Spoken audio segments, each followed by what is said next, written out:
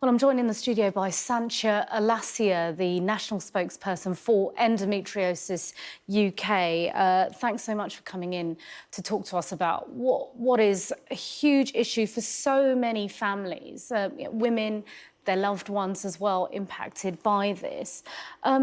It's remarkable when you think it's not months it's taking years to get a diagnosis. That's right, Simon. It's taking on average just under 9 years for women and those assigned women at birth to get diagnosed with endometriosis. And that diagnosis time has not changed for a long, long time. And as you can understand, that will have debilitating effects on how we manage the condition and how we live our lives. So why is it taking so long? Is it? I mean, it must be a combination of factors. I also know that a lot of women, like the ones we've spoken to, say they feel gaslit, they're not believed. Is there also an issue with the NHS that needs addressing? I think there does need to be more resources into the NHS, more educational awareness for medical practitioners. It can be a difficult disease to diagnose because a lot of the symptoms may play into other diseases as well. But that's where the education and awareness comes in so that they can pinpoint that very early on. Yeah, and so when women do go, what kind of symptoms do they have? Because it's wide-ranging, isn't it? Tell our viewers who might not know what to look out for, what they should look out for. You're right, it can be very wide-ranging. So it could be chronic pelvic pain, it could be fatigue, it could be problems having sex, it could be problems with fertility, a whole range of other issues, back pain, and so on. And so those are some of the issues and some of the symptoms to look out for if you suspect that you may have endometriosis. So when we say there's problems within the NHS in terms of diagnosis, what are other issues? Are there enough practitioners? The waiting list is obviously an issue as well, right?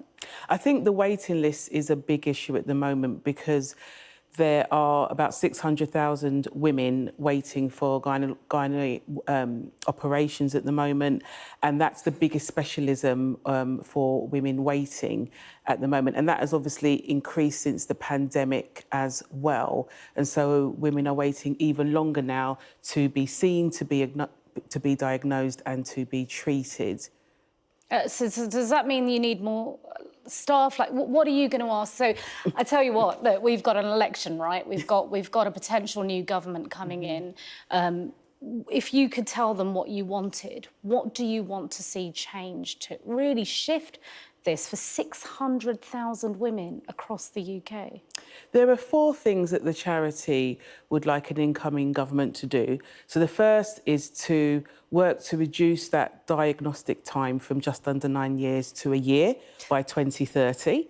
The second is to put more resources into understanding that this is a chronic pain disease and the debilitating impact that will have on women. And that includes resourcing for the NHS, more gynae specialists, more specialists in endometriosis as well.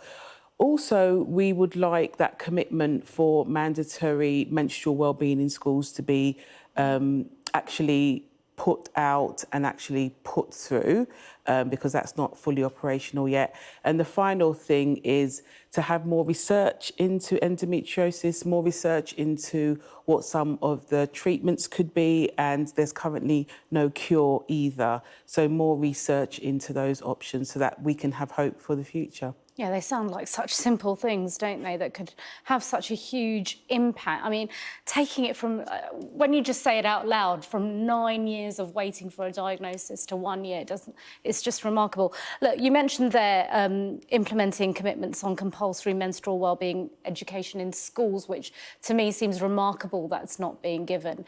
What can our viewers do watching, what can people watching do to try and understand better gynecological issues like endometriosis, you know, in our homes, our schools, workplaces, you know, or within our own families?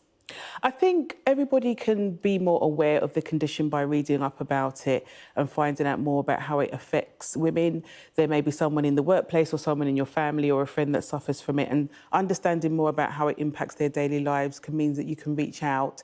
Workplaces can sign up to an endometriosis